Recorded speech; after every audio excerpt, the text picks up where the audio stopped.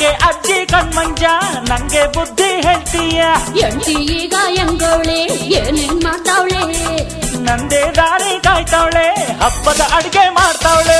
ಹಾಡಿರೋ ಹಾಡಿ